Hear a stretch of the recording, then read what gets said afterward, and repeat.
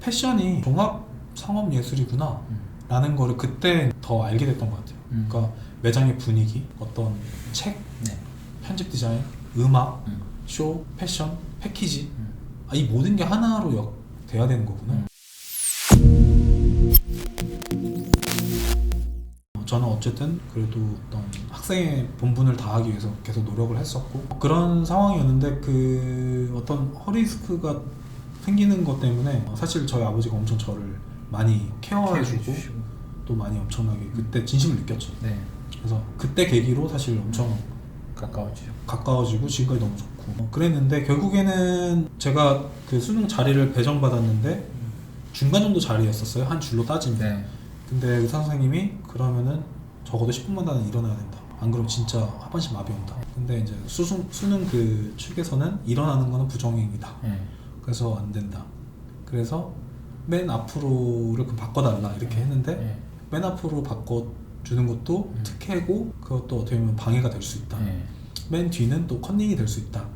그래서 못 바꿔준다. 이런 했는데 그래서 이제 막 여러 가지 이제 규정을 찾아보면서 저희 부모님이 뭐 이렇게 해서 이제 양호실로 어쨌든 가게 됐어요. 양호실에서 보게 됐는데 양호실에서 근데 침대에서 누워서 봤어요. 근데 이제 그때 당시 너무 서러웠던 거는 그냥 이런 상황이라서 이거를 풀 수가 없는 거예요. 종이가 그쵸. 딱딱하지가 않으니까 네. 뭐 그런 것조차 준비가 안 되고 사실 근데 어떻게 보면은 병원에서부터 솔직히 마음은 조금 모의고사보다도 좀 이미 네, 약간 좀 더 편안하게 봤다. 네. 그리고 나왔을 때, 그리고 수능 끝나고 나왔을 때, 그날이 아직도 기억이 나는데, 저 멀리서 그냥 저희 아버지가 저를 기다리고 있는 게 그냥 딱 보이더라고요. 근데 뭔가 후회스러운 마음보다는 좀 약간 시원한 느낌이었어요. 다 뭔가 망한 것도 알겠고. 네. 그런데 그래도, 일단 내가 마침표를 찍었다. 끝났다. 찍었다. 내가 스스로 포기하지 않았다.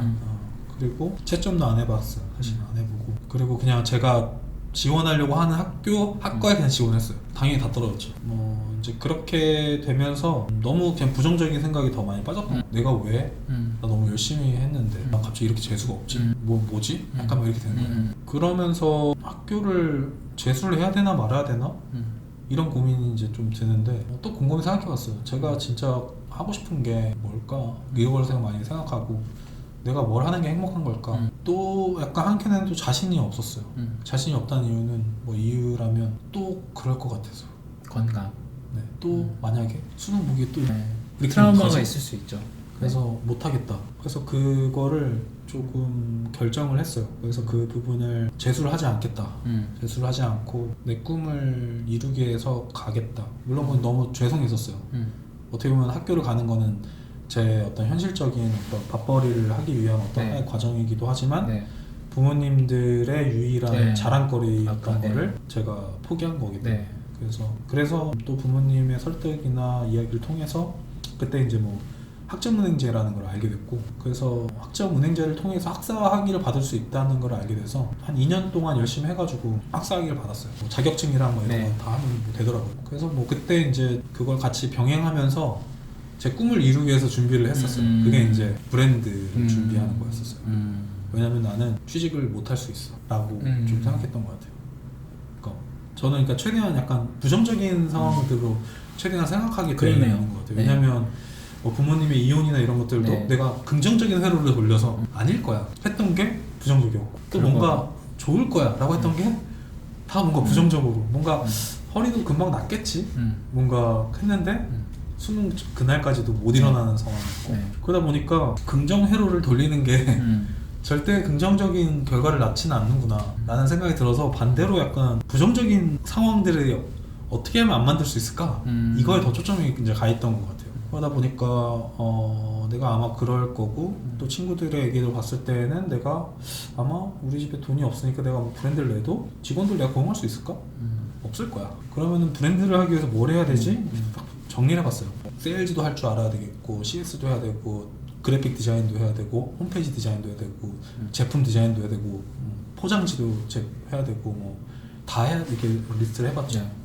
그럼 지금 내가 할 수 있는 게 뭘까? 이제 해서 세일즈 아르바이트를 하고 또 물류센터가 뭐 아울렛 센터 이런데 물류창고 의류 물류창고 가서 거기서도 또 아르바이트를 해보고 그러면서 품번 체계를 제가 몸소 체험하게 되는 거죠. 세일즈도 몸소 체험해봤는데 세일즈를 했을 때 어떻게 하면 손님들이 더 다시 찾아오시는구나. 어떻게 보면 정말 팔려고 했었던 친구들도 있고 주변 가게에. 근데 저는 그렇게 하는 편은 아니었어요. 그냥 좀 더 솔직하게 그냥 왜냐면 저도 주머니 사정이 그렇게 좋지 않았던 네. 친구였기 때문에 네, 네. 정말 안 어울리면 안 어울린다고 얘기했었어요. 네. 이거 사지 말라고. 네. 근데 약간 오히려 그런 친구들이 좀 이상한데? 하지만 정말 이게 정말 더 잘 어울린다. 근데 그 친구들이 약간 낯설 수도 있잖아요. 네. 그런 스타일이. 네, 네. 근데 한번 믿고 그쵸. 신뢰 한번 믿고 네. 진짜 이상하다고 하면 진짜 뭐 따져라 나한테. 네. 근데 아마 멋있다고 들을 거다. 근데 이제 그렇게 들었던 친구들이 몇 명 친구를 더 데리고 온 거예요. 그쵸. 세일즈 할 때 인센티브를 그래도 항상 받았던 것 같아요. 물류센터 같은 데 가서 품번 체계 같은 거 뭐 물류 정리하다 보니까 이 시즌 코드가 이런 거구나 또 알게 되고 반대로 또 이게 좀 이러면은 더 효율적일 것 같은데? 막 이런 것도 이제 스스로 그냥 생각하게 되고 근데 그게 어떻게 보면은 뭐 목적성에 의해서 나는 창고로 가야지 뭐 이런 게보다는 옷을 배워야 되니까 옷을 좀 가까이서 볼 수 있는 것을 계속 일을 했던 것 같아요. 그런 거를 하고 옷이 이제 돈이 없다 보니까 그런 걸로 샀던 것들은 대부분의 그런 아카이브 그림책 그러니까 사진이 있는 책들 그리고 이제 빈티지가 그래도 싸게 살 수 있기 때문에 또 그 중에서도 이제 밀리터리나 아웃도어 뭐 이런 것들을 사 모으기 시작했어요. 근데 지금까지도 그게 습관이 계속 있어서 사실 제가 옷을 사는 거는 빈티지밖에 없어요. 제가 어디 빈티지 샵 많이 가요? 뭐 일본 같은 데도 많이 가고요. 일본 뭐 사실 어딜 가도 빈티지 샵만 옷을 사니까 저 어디 있는지 항상 서치해서 가고. 코엔지? 아니요 그런 데보다는 네. 좀 더 진짜 아트피스를 하는 디자이너 네.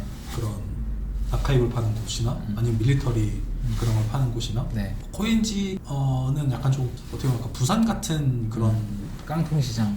깡통시장 뭐 하여튼 그런 네. 것보다는 일본에서는 좀 약간 좀 더 희귀성이 있는 아이템을 파는 그런 빈티지샵을 많이 가는 것 같고요. 어디 있어요? 그런 거?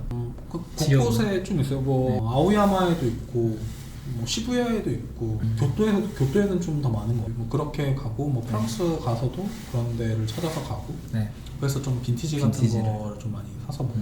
그걸 보고 또 디자인에 또 적용도 많이 시키시고. 네, 그렇게 되면서 빈티지도 공부하고 그때 이제 뭐 디자이너 그런 책들도 보고 보면서 저한테 이제 많은 영향을 줬던 게 이제 마르지엘라가 가장 큰 영향을 줬던 것 같아요. 마르지엘라, 뭐 헬무트랭, 뭐 리고에스도 있을 수 있고, 뭐 라프 시몬스 그런 아트웍을 보면서 특히 마르지엘라 같은 경우에는 저한테 좀 서브컬처가 주는 역발상과 더불어서 마르지엘라의 그런 해체주의와 네. 또 그만의 또 역발상 네. 그런 것들이 이게 또 디자이너 브랜드에서도 이게 가능하구나 이걸 느끼게 해주는 거였던 것 같아요. 후세인 샬라인 좋아하셨죠? 아 네. 네. 그러다 보니까 이게 패션이 종합 상업 예술이구나 라는 거를 그때 더 알게 됐던 것 같아요. 그러니까 매장의 분위기, 어떤 책, 네. 편집 디자인, 음악, 쇼, 패션, 패키지 이 모든 게 하나로 돼야 되는 거구나. 그게 대학생, 그러니까 이제 뭐 20대 초반, 네. 초중반 때 그 일이 있었던 거예요. 한 20대 거의 한 20살, 21살? 20살, 21살에 그때 당시에 이제 마르지엘라와 네. 라프 시몬스와 네. 헬뮤트 랭 이런 디자이너들을 좋아하게 된 거예요. 네. 정말 너무 빨랐네요. 근데 빨랐다기보다 네. 근데 요새는 더 빠를 것 같아서 왜냐면 요즘 친구들이 더 빠를 것 같아서 지금 빠르다고 하는 게 지금 이 방송에서는 맞을지 모르겠어요. 그 당시에는 빠른 거긴 한데요. 맞아요. 최근에 저도 어떤 컨텐츠 통해서 중학생인데 막 굉장히 유수의 그런 디자이너들의 옷을 입고 뭐 초대도 받고 쇼에 막 이런 사람도 있었던 거를 본 것 같은 기억이 있는데 사실 지금과 그때 시절에는 또 좀 다른 부분들이 있으니까 그때 당시에 뭐 전공자도 아니고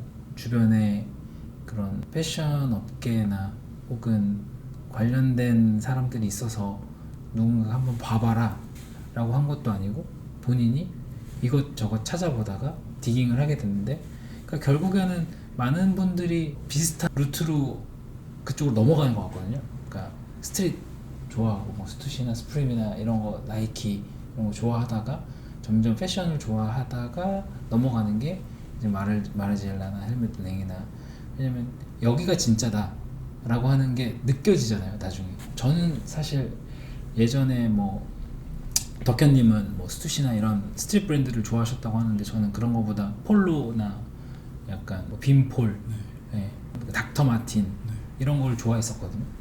중고등학교 때. 저희도 중학교 때 그런 약간 뭐 바지는 지오다노를 입지만 위에 셔츠는 폴로를 입고 그다음에 닥터 마틴 신고 막 그런 거 되게 좋아하고 나중에 이제 나이키 97맥스, 95맥스 막 이런 거 신고 그러다가 이제 대학교로 넘어가면서 페라가모의 뭐 피렌체 그다음에 버버리 셔츠 막 이런 거 입다가 나중에 알게 되는 거죠. 이런 건 명품, 물론 명품이고 엄청 대단한 브랜드지만 우리가 정말 봐야 되는 건 그런 마르지엘라나 헬무트랭이나 그런 브랜드들이구나, 디자이너들이구나. 저는 이제 의상 전공을 했으니까 그쪽을 좀 파게 돼서 그렇게 됐는데 덕현님은 그런 게 없이 본인이 다 직접 경험하고 보고 그런 걸 보통 어떤 걸 통해서 보셨어요? 저는 잡지? 네, 잡지가 좀 컸었고요. 그 당시에 인터넷이 되니까 사실 저는 제가 지금의 저를 만들 수 있었던 건 인터넷이라고 생각해요. 왜냐면 인터넷이 없으면 이 정보들을 유학을 가서 뭐 배워야 된다든지 혹은 뭐 그런 아트 도서관이 뭐 근처에 있다든지 네. 그런 환경이 있어야 되는데 네. 사실 뭐 저희 동네 그런 도서관이 있는 그런 동네도 아니고 하다 보니 그런 어떤 예술적인 동네가 아니다 보니 계속 안양에 사셨고. 네. 그러다 보니까 그런 거를 어떻게 보면 또 좀 더 디테일하게 말하면 3본이긴 한데 어쨌든 거기에서 살다 보니까 뭐 그런 거를 접할 수 있는 기회는 없었어요. 근데 그리고 뭔가 전문 지식도 없다 보니까 근데 점점 배우다 보니까 제가 좋아하는 게 바우하우스라는 거를 나중에 알게 됐어요. 사실 아, 이게 바우하우스라는 게 있구나. 네. 네. 네. 그거를 독일에 있는. 나중에 알게 됐고 또 그러면서 블랙 마운틴 칼리지라는 것도 알게 되고 네. 뭐 그런 이제 뭐 그런 걸 좀 알게 되는 거죠. 조금씩 제 취향을 어떻게 보면 알고리즘이 지금 있지만 네. 그때는 그쵸. 스스로 자신을 찾아가는 시간. 네. 네. 그러다 보니까 제가 그래픽도 이제 독학을 해야 되다 보니까 네. 제가 좋아하는 다 그런 그래픽들이 독일, 네. 스위스, 덴마크 네. 막 이런 데인 거예요. 왜 내가 좋아하는 걸 딱 찾아보면 왜 다 이 나라지? 네. 이상하네. 그게 그래서 바우하우스라는 걸 알게 됐고 그러다 보니까 또 디터럼스를 알게 됐고 네. 그러다 보니까 또 이제 가구를 또 알게 됐고요. 네. 가전제품을 알게 되고 네.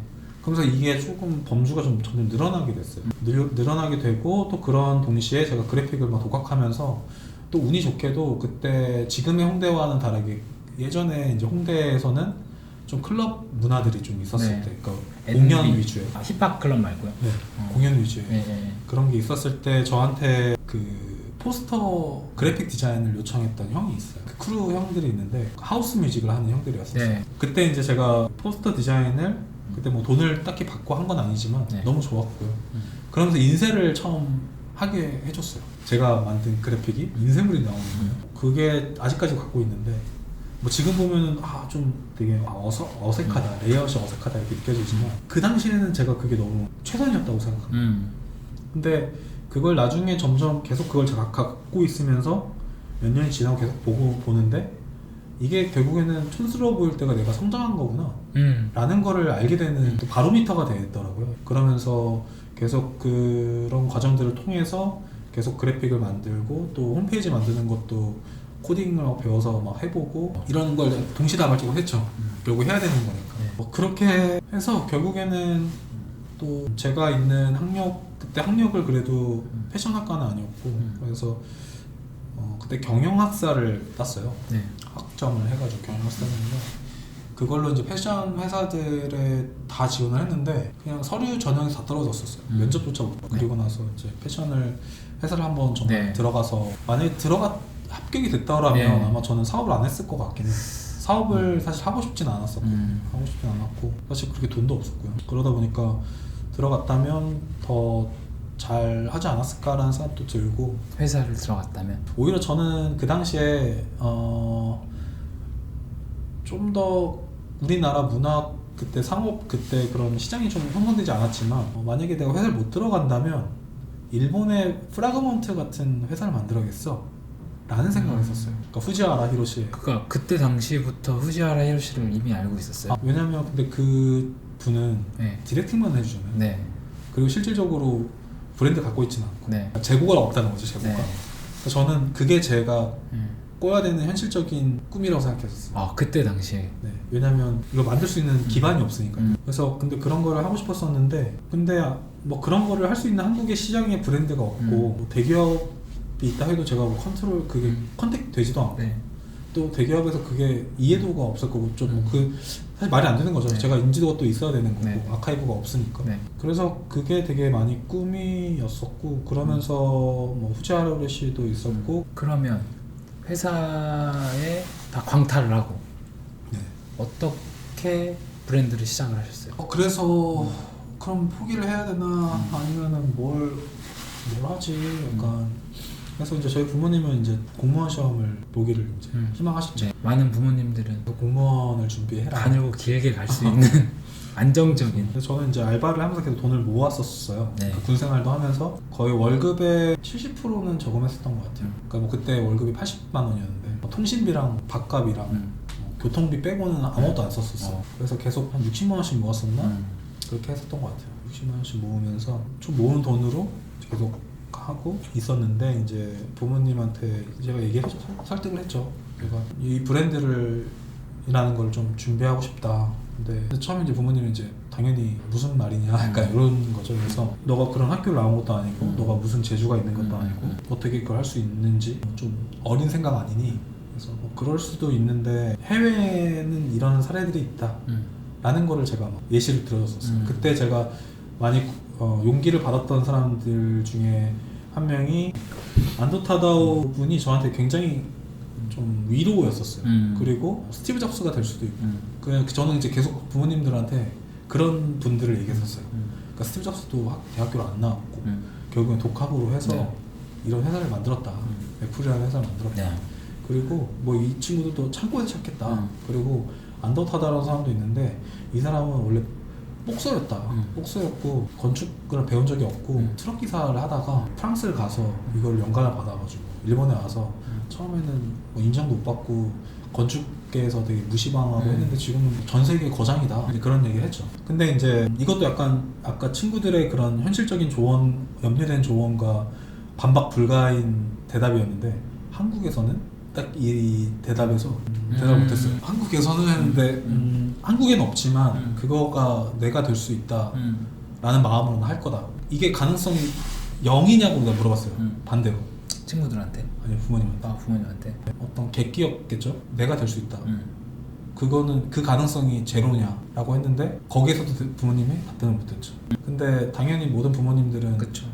1%의 확률로 너가 해봐라 라고 하기에는 어렵잖아요. 나한테 2년만 그냥 딱 믿고 내가 만약에 2년 동안 가능성이 안 보이면 그때부터 공무원 준비를 하겠다 라고 이제 하면서 이제 브랜드를 준비하게 됐어요. 그게 블랙고 가방 이제 시작하신 거죠.